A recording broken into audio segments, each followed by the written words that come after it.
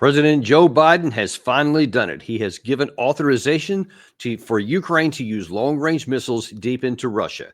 And if you look at the Western media, apparently the verdict is unanimous. It's the right decision. This should have happened 2 years ago. Well, I think it was a smart move. They're giving an advantage to Ukraine. This is a step in the right direction. We've got to give Ukraine more leverage. I think it's a very big deal. Wish it had come many, many months earlier. Wow. That is just, it's hard for me to overstate how wrong these people are and how foolish what the White House has done and how potentially harmful, possibly in a worst case scenario, catastrophic for our interest. And it's not going to help Ukraine. There is no scenario where this helps Ukraine at all.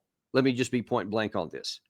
The idea that a handful of long-range missiles, and we've been talking about this for a long time. Actually, go back and look at the show I did yesterday. You can check on our channel, and you can see where I go into some detail on why this is. But these long-range missiles are not going to do anything. They will hit a handful of targets, and they potentially can actually strike something and cause Russia some pain deep in there, but in their country. But in terms of having any effect on the front lines, is not even on the table. It's not even possible. Ironically, many of these same generals who support this are making that exact admission, that they know that it won't change. It won't affect the front line. It won't help Ukraine win back territory.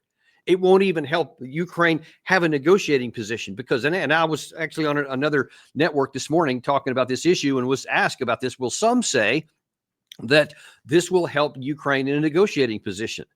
And they say, what say you? And I said, you either are incredibly naive or exceptionally arrogant, and you have apparently not been paying attention for 3 years, or I don't know, the 200 or so years of Russian history before that, to think that a little tiny comparative pinprick strike against Russia, after all that they've endured and the massive losses that they had in the first year of the war, being driven out of the Kherson province, being driven out of huge parts of the Kharkiv province, that somehow this little, which not only did not stop Russia, it redoubled their efforts. And to think that now a little pinprick strike of a handful of long-range missiles is somehow going to cause Putin to give in and negotiate something that is of benefit to the Kiev side, is delusional at best and dangerous at worst.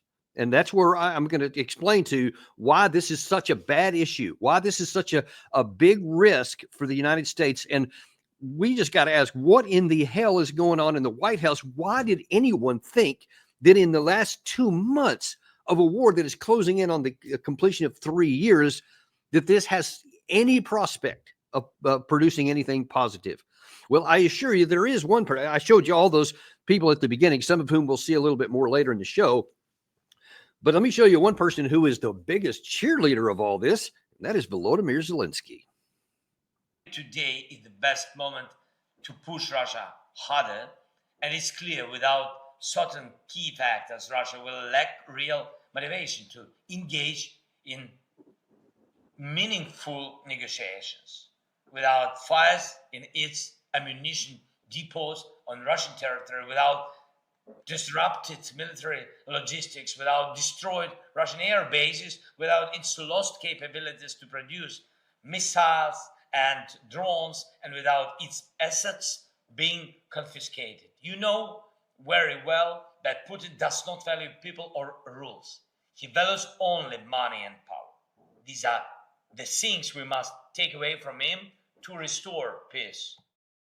Gary, I'm sorry. I forgot to ask for something here. This is very poignant here, given what Zelensky said there. If you can load up that one from September of Putin talking about what he would do if long-range missiles are used in Russia. If you can just pull that up, let me know when you have that in there. But let me explain why that is so important.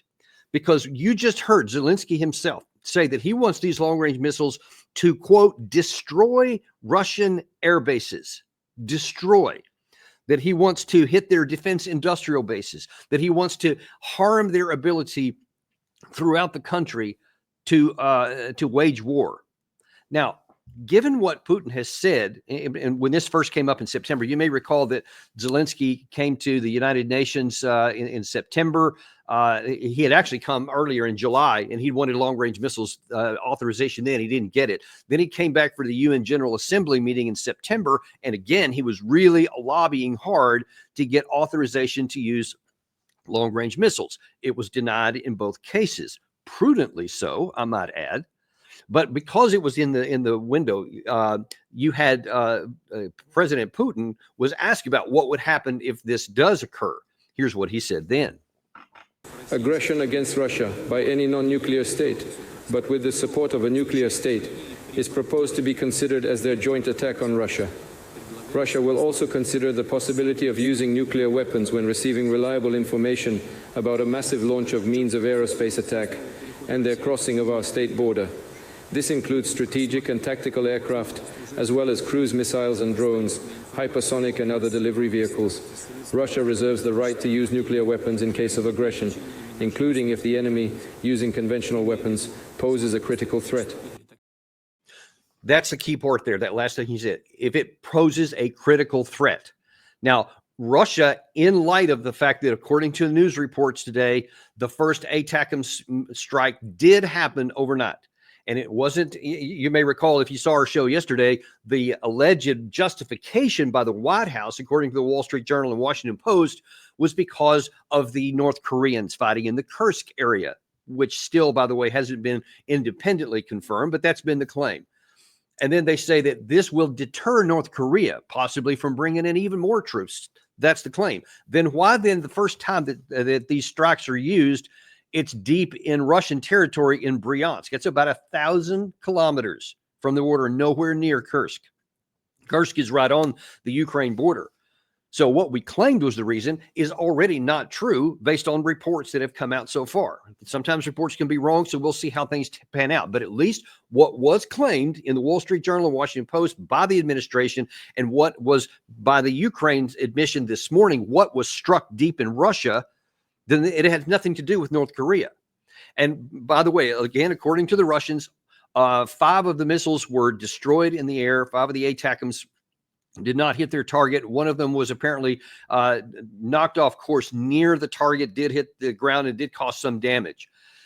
But so far, it appears that we have possibly, for the moment, dodged a bullet because there has not been any declaration of a response from the Russian side.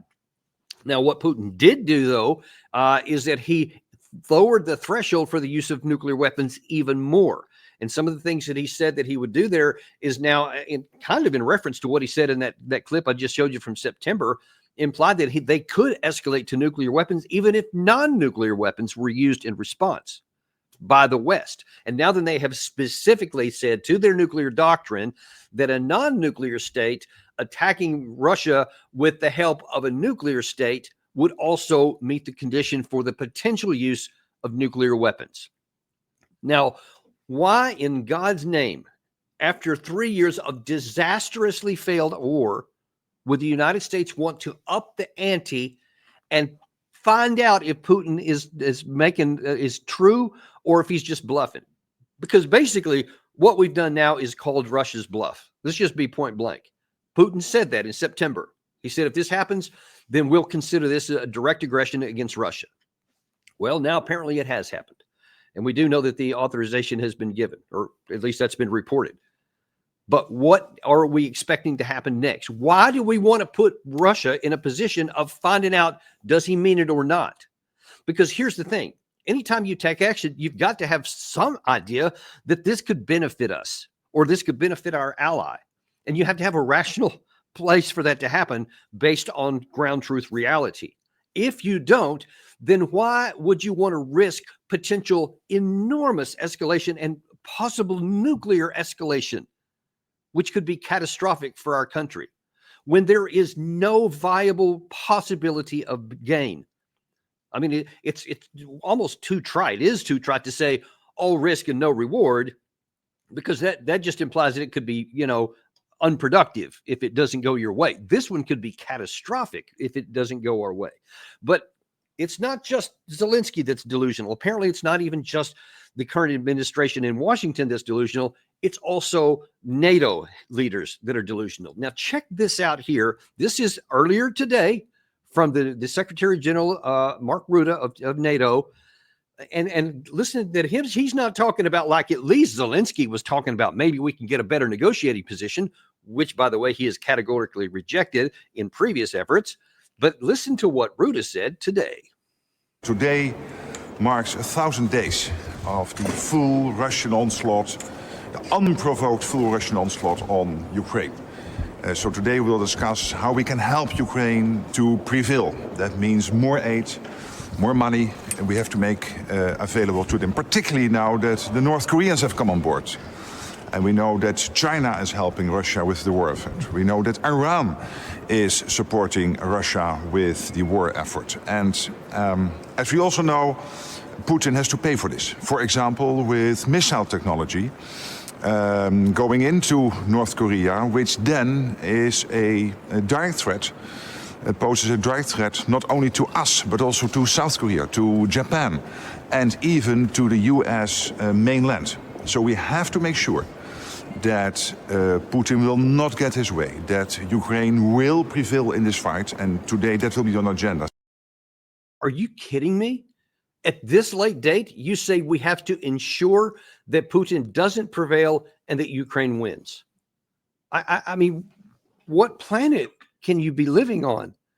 What intelligence and rationale could possibly be employed here? Now, I was actually going through this with Gary before we came on the air here and was just really puzzled at why someone would say something like that now, actually talking in victory terms, and that's like that we can just tell Russia that they're going to lose, and they're going to.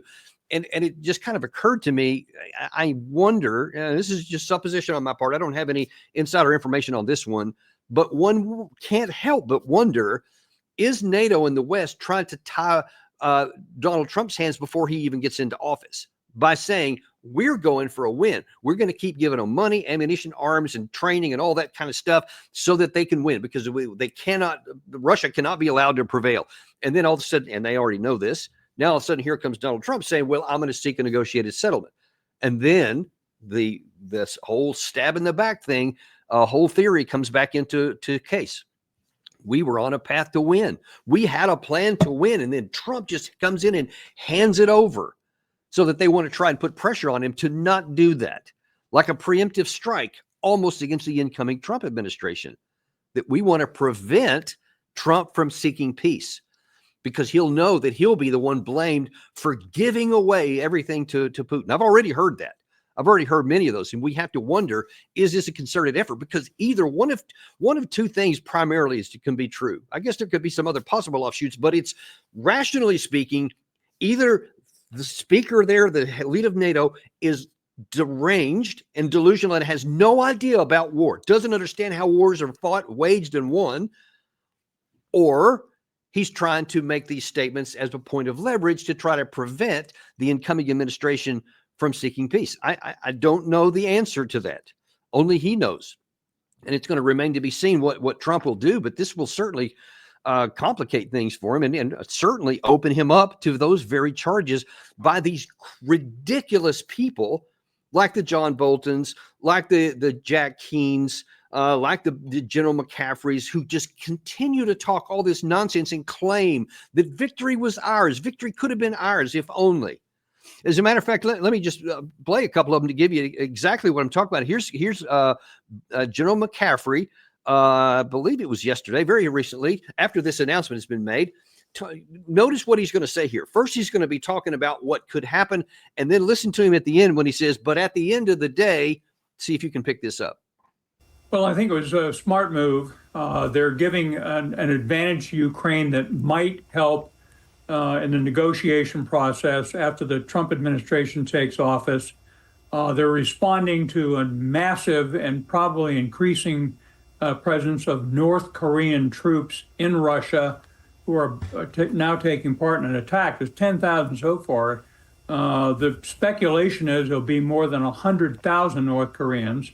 And then, of course, the Iranians have provided a massive number of airborne missiles and unmanned aerial vehicles to attack Ukrainian civilian targets. So It's a desperate situation. The Russians are desperate. They've had 700,000 potential killed and wounded so far in the war. But at the end of the day, Joyce, it's too little, too late. It's a political gesture. It won't make a significant change on the battlefield. So after all this stuff about telling you how, yeah, this is what we should do, and Russia's desperate and all this, and then all of a sudden, but at the end of the day, it's not going to make any difference. Then why do it? If it's not going to make any difference and it can spark an escalation, then why, General McCaffrey, would you not say this is a foolish thing to do? Maybe you can argue they should have done this in the first year of the war. It wouldn't have made any difference then either, and I can graphically tell you why. But at least then it would have been a plausible argument. But now it can't be a plausible argument. By his own accounting, it can't make a difference. So you are risking escalation for something that you know cannot make a difference. And you're not saying don't do it. You're saying, yes, it's a good idea, along with General Petraeus, along with General Keane, and along with John Bolton. And in fact, let's go to John Bolton, because he unwittingly here admits just how ridiculous all of these positions have been throughout this war. Now, you know, if you've been following my work for any time, even before we started Daniel Davis Deep Dive, I went on CNN, and I went on Fox News the day the war started, and then on CNN with Wolf Blitzer, I believe it was on March the 7th, if I'm not mistaken. So roughly a couple of weeks in. And I said, it doesn't matter what has happened so far. Russia has all the capacity.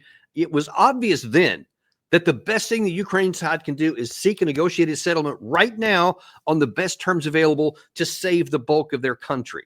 And as we know, of course, there was a chance just a few weeks later in Istanbul, which was punted. We didn't take that ever, but it was been evident, i.e. from day one, that this was not something that we could win. And yet, John Bolton has been advocating we should do all these things all this time. Now, watch this clip here. For this 2.5 years, Russia has largely deterred the United States and NATO from providing adequate assistance to Ukraine on a strategic basis. It's been one long public debate after another, going back to, shall we supply ATACMS to the Ukrainians at all? First it's no, then there's a debate, then there's yes. Should we supply the Ukrainians Abrams tanks? First it's no, then there's a long debate, then it's yes. Should we supply the Ukrainians with F-16s? First it's no, then there's a long debate, and it's yes. Now, can we allow the Ukrainians to use ATACMS inside Russia? After a long debate, now it's yes. But it's 2 months until Donald Trump is inaugurated, and I think there's little doubt what's going to happen here. Aid to Ukraine is most likely to diminish significantly. Okay, so again, John, why are you saying, yeah, this is a good idea, but it's too little too late? Then why is it a good idea? How can you do that? But then, did you catch what happened before that time? He said that we didn't give these things in time, like that we was delayed when they came.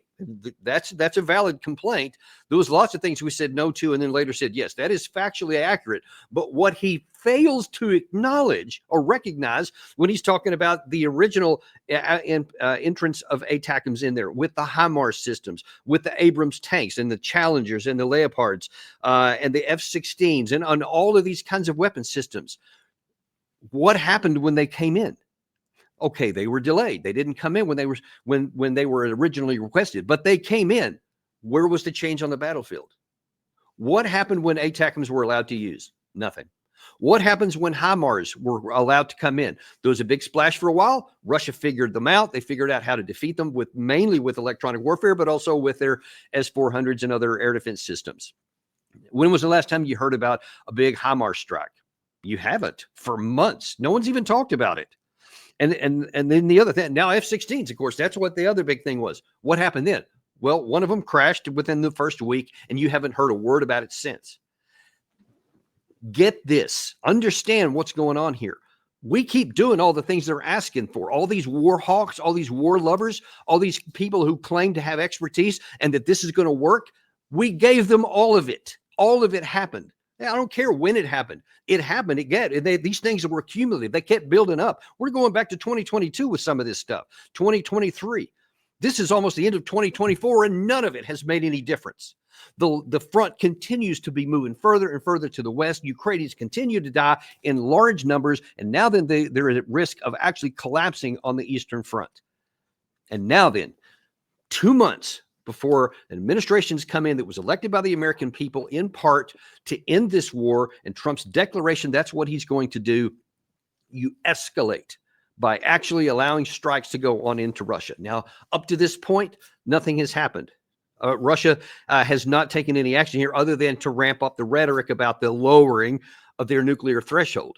But that's probably because those missiles were knocked down. Now, and by the way, that's a more example of just how ineffective these things really are. If the first volley, none of them actually struck their targets. But what if the next one isn't so lucky? What if they don't get all of the next ones and they actually strike a military base, an air base, or strike some strategic target deep in Russia somewhere, and Russians are killed? What do you think Putin's going to do then? Because then he will really be in a position of a lot of pressure of having to answer the question, what are you going to do now? Are you going to back down? Because many in the West think he will. Many in the West think that it's all bluster and that we can literally do anything and it won't ever matter. But that comes with a cost for Putin. So he does not want to get into a war. He has been adamant about that before with NATO. He does not want to expand this war. He definitely does not want to take on a 32-member NATO alliance. But he also has some red lines. And this is one of the first, this is maybe the second major one that he has established since this war began. One was right before it, which said if you continue to push NATO into Ukraine, we'll use force. They said it, and then they did it. Now, they've warned about a lot of other things, but they've never made a red line until now. And you just saw, I played that clip from September. So now then the line has kind of been crossed. An attack was made, but it didn't strike. It didn't hit home. So nothing was hit. Now, I would wager that Putin is probably thinking, if we can get to Trump and actually have a negotiation, which you've seen us show on this channel, he's said he's open to and he's willing to do it. He is willing to end the war. Now, the terms are not going to be good for Ukraine, and the longer you wait, the worse they get. But he's still willing to talk. If there are strikes, however, that get through their air defenses and actually strike home, then I think that the chances are very high that Ukraine or that Russia will be compelled to take action. And I don't have time to show it right now. I'm sorry. I'm going to have to break contact here in a minute for another television show. But let's see, his name was Sergei Markov, was interviewed on Sky News today, and they asked him if something hits inside of Russia, what might Russia do? And this is a former advisor to Putin, so not just some analyst. And he said that they could go after Western, and that means in large measure the United States aviation, attack aviation, wherever they're stationed, satellites, military targets. He said all that would become viable if American-enabled weapons hit and destroy Russian military targets. Then he said they will strike potentially outside of that. And now then you have all the specter of possible Article 5s and the escalation to nuclear war. My guess is that is the reason why Putin updated his nuclear threshold, rather lowered it, his doctrine, updated the doctrine to tell you that if he strikes a conventional target, that the West had better not escalate in more direct ways conventionally, because the next rung is going to be nuclear escalation. That is where we are at, folks. That is the risk that we are facing right now. This unbelievably risky move, this gamble that's being taken on by the President of the United States. And so far, at least right before I got on, I saw that the British side had not officially given authorization for Storm Shadow, or the Germans, the Taurus, though in some quarters they're coming under a lot of pressure to do so.